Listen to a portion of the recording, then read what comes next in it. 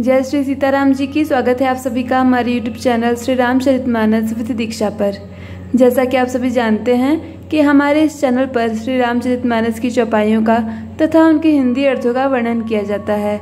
उसी कड़ी में आज हम उस प्रसंग का वर्णन करने जा रहे हैं जब भरत जी अपने गंतव्य अर्थात श्री रामचंद्र जी की कुटिया तक पहुँच गए हैं और आज उनका मिलन होने जा रहा है श्री रामचंद्र जी के साथ। उस समय वहाँ पर कैसी परिस्थितियाँ होती हैं, कैसा भाव उमड़ता है, उस सभी का वर्णन आज हम इस वीडियो में करने जा रहे हैं। यदि आप चैनल पर नए हैं तो चैनल को सब्सक्राइब कर लीजिए और हमारे साथ जुड़कर श्री रामचरितमानस की कथा श्रवण का लाभ लेते रहिए। साथ ही साथ अपने दोस्तों और परिवार के साथ वीडियो को शेयर कीजिए जिससे कि वे भी हमारे साथ जुड़कर इस महान पुण्य के भागी बन सकें। हमने अपनी पिछली वीडियो में जहाँ तक कथा का वर्णन किया है आज उसी के आगे से हम वर्णन शुरू करेंगे। तो चलिए श्री सीताराम जी को नमस्कार करके आज का कथा वर्णन शुरू करते हैं। तब केवट ऊंचे चढ़ी धाई, कहे भरत सन भुजा उठाई। नाथ देखिए ही बिटब विशाला, पाकर जम्बु रसाल तमाला। जिन तरु बरन मध्य बट सोहा, मंजु विशाल देखी मनमोहा। नील सघन पल्लव फल लाला, अबिरल छाह सुखद सब काजा।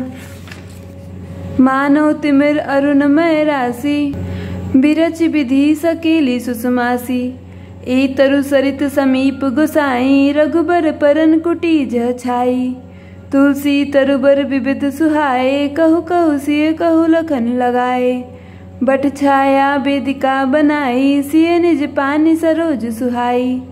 जहाँ बैठी मुनिगण सहित नित सिय राम सुजान। सुनई कथा इतिहास सब, आगम निगम पुराण। जय भगवंत अनंत अनामय, अनग अनेक एक करुणामय। भरत जी रास्ते में सभी से पूछते हुए कि श्री रामचंद्र जी की कुटिया कहाँ है, उनकी कुटिया के बहुत ही निकट पहुँच जाते हैं। इस चौपाई के माध्यम से तुलसीदास जी कहते हैं कि तब केवट अर्थात निषाद राज दौड़कर ऊंचे चढ़ गया और भुजा उठाकर भरत जी से कहने लगा, हे नाथ, ये जो पाकर जामुन आम और तमाल के विशाल वृक्ष दिखाई देते हैं, जिन श्रेष्ठ वृक्षों में बीच में एक सुंदर विशाल बड़ का वृक्ष सुशोभित है, जिसको देखकर मन मोहित हो जाता है। उसके पत्ते नीले और सघन हैं और उसमें लाल फल लगे हैं। उसकी घनी छाया सब ऋतुओं में सुख देने वाली है। मानो ब्रह्मा जी ने परम शोभा को एकत्र करके अंधकार और लीलामयी राशि सी रच दी है। हे गोसाई, ये वृक्ष नदी के समीप है जहाँ श्री रामचंद्र जी की पर्णकुटी छाई है। वहाँ तुलसी के बहुत से सुंदर वृक्ष सुशोभित हैं जो कहीं कहीं सीता जी ने और कहीं लक्ष्मण जी ने लगाए हैं। इसी बड़ की छाया में सीता जी ने अपने कर कमलों से सुंदर वेदी बनाई है जहाँ सुजान श्री रामचंद्र जी मुनियों के वृंद समेत बैठकर नित्य शास्त्र वेद और पुराणों के सब कथा इतिहास सुनते हैं। सखा बचन सुनी बिटप निहारी, उमगे भरत बिलोचन बारी। करत प्रणाम चले दो भाई, कहत प्रीति सारद सकुचाई। हर सैन रखी राम पद अंका, मानव पार सुपायऊ रंका। रज सिर धरि सिय नैन नीलावहीं, रघुबर मिलन सरिस सुख पावहीं। देखि भरत गति अकथ अतीवा, प्रेम मगन मृग खग जड़ जीवा। सखई स्नेह बिबस मग भूला, कई सुपंथ सुरबर सही फूला। निरख सिद्ध साधक अनुरागे, सहज स्नेह सराहन लागे। होत न भूतल भाव भरत को, अचर सचर चर अचर करत को।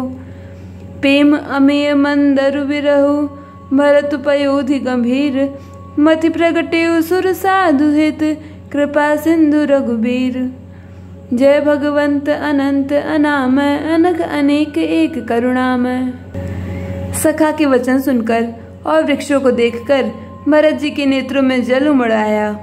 दोनों भाई प्रणाम करते हुए चले। उनके प्रेम का वर्णन करने में सरस्वती जी भी सकुचाती हैं। श्री रामचंद्र जी के चरण चिन्ह देखकर दोनों भाई ऐसे हर्षित होते हैं मानो दरिद्र पारस पा गया हो। वहाँ की रज को मस्तक पर रखकर हृदय में और नेत्रों में लगाते हैं और श्री रघुनाथ जी के मिलने के समान सुख की प्राप्ति का अनुभव करते हैं। भरत जी अत्यंत अनिर्वचनीय दशा देखकर वन के पशु पक्षी और जड़ जीव प्रेम में मग्न हो गए। प्रेम के विशेष वश होने से सखा निषाद राज को भी रास्ता भूल गया। तब देवता सुंदर रास्ता बतलाकर फूल बरसाने लगे। भरत जी के प्रेम की इस स्थिति को देखकर सिद्ध और साधक लोग भी अनुराग से भर गए और उनके स्वाभाविक प्रेम की प्रशंसा करने लगे कि यदि इस पृथ्वी तल पर भरत का जन्म अथवा प्रेम न होता तो जड़ को चेतन और चेतन को जड़ कौन करता। प्रेम अमृत है, विरह मद्रांचल पर्वत है, भरत जी गहरे समुद्र हैं, कृपा के समुद्र। श्री रामचंद्र जी ने देवता और साधुओं के हित के लिए स्वयं इस भरत रूपी गहरे समुद्र को अपने विरह रूपी मद्रांचल से मथकर यह प्रेम रूपी अमृत प्रकट किया है। सखा समेत मनोहर जोटा, लखे न लखन सघन बन ओटा। भरत दीख प्रभु आश्रम पावन, सकल सुमंगल सदन सुहावन। करत प्रवेश मिटे दुख दावा, जन जोगी परमारथ पावा। देखे भरत लखन प्रभु आगे, पूछे बचन कहत अनुरागे।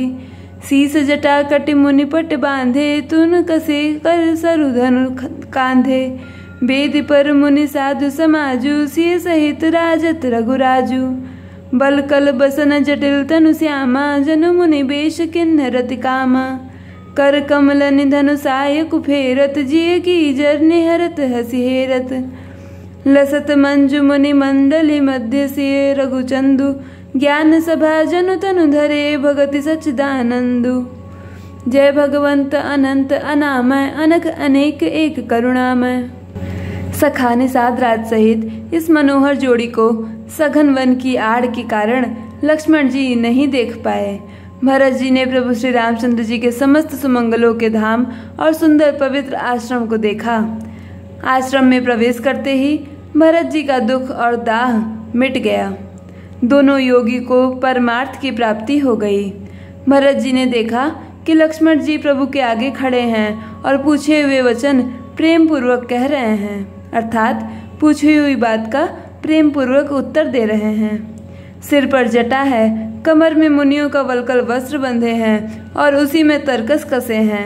हाथ में बाण और कंधे पर धनुष है। वेदी पर मुनि और साधियों का समुदाय बैठा है और सीता जी सहित श्री रघुनाथ जी विराजमान हैं। श्री रामचंद्र जी के वलकल वस्त्र हैं, जटा धारण किए हैं, श्याम शरीर है। सीताराम जी ऐसे लगते हैं मानो रति और कामदेव ने मुनि का वेश धारण किया हो। श्री राम जी अपने कर कमलों से धनुष बाण फेर रहे हैं और हंसकर देखते ही जी की जलन हर लेते हैं, अर्थात जिसकी ओर भी एक बार हंसकर देख लेते हैं उसको परम आनंद और शांति मिल जाती है।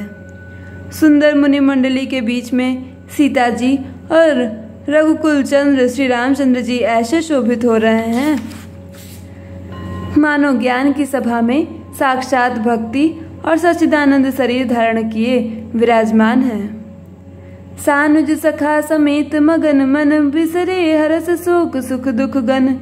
पाहि नाथ कहि पाहि गुसाई, भूतल परे लकुट की नाई।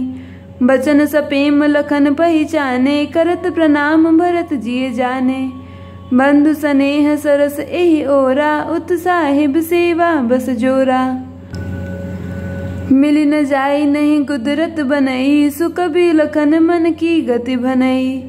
रहे राख सेवा पर भारू, चढ़ी चंग जनु खैच खिलारू। कहत सप्रेम नाई महिमा था, भरत प्रणाम करत रघुनाथा।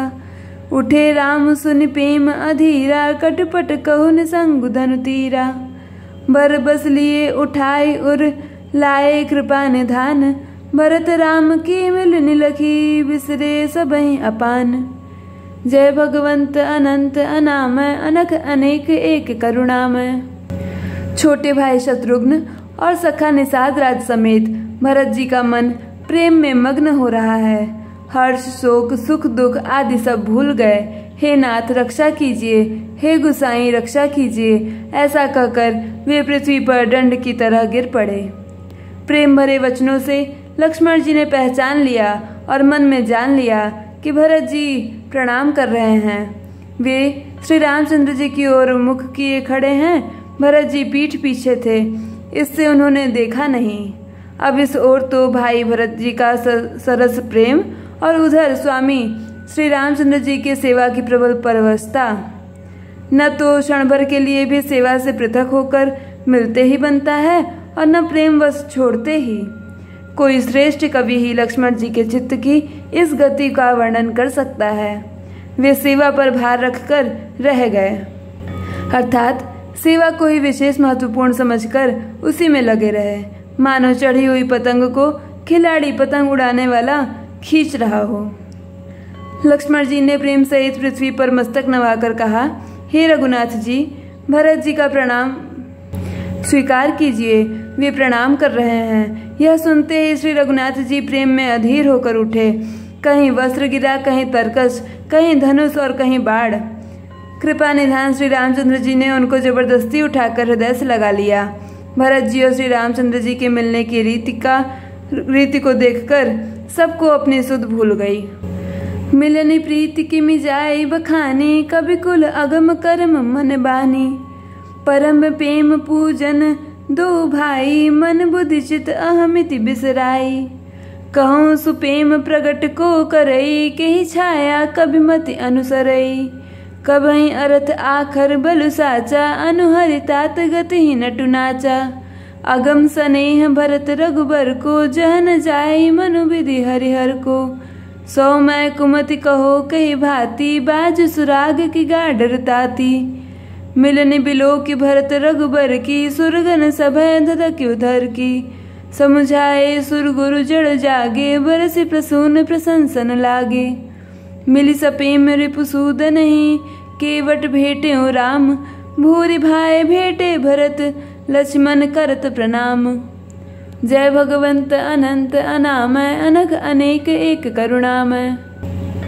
तुलसीदास जी कहते हैं, मिलन की प्रीति कैसे बखानी जाए, वह तो कविकुल के लिए कर्म मन वाणी तीनों से अगम है।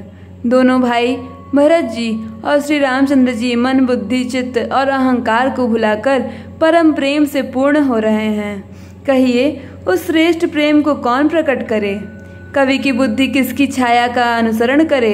कवि को तो अक्षर और अर्थ का ही सच्चा बल है, नट ताल की गति के अनुसार ही नाचता है। भरत जी और श्री रघुनाथ जी का प्रेम अगम्य है। जहाँ ब्रह्मा विष्णु और महादेव का भी मन नहीं जा सकता, उस प्रेम को मैं कुबुद्धि किस प्रकार कहूँ। भला गाडर की तात से भी कहीं सुंदर राग बज सकता है। यहाँ गाडर से अर्थ है तालाबों और झीलों में एक तरह की घास।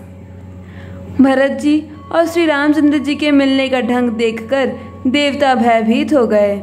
उनकी धुकधुकी धड़कने लगी। देवगुरु बृहस्पति जी ने समझाया, तब कहीं वे मूर्ख चेते और फूल बरसाकर प्रशंसा करने लगे।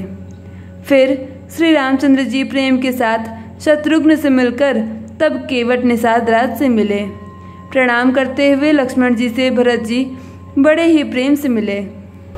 आज के लिए बस इतना ही। आगे कथा अगली कड़ी में होगी। यदि आपने हमारे साथ जुड़े रहने के लिए अभी तक चैनल को सब्सक्राइब नहीं किया है तो चैनल को सब्सक्राइब कर लीजिए और हमारे साथ जुड़ जाइए। आप सभी का अंत तक वीडियो देखने के लिए बहुत बहुत धन्यवाद।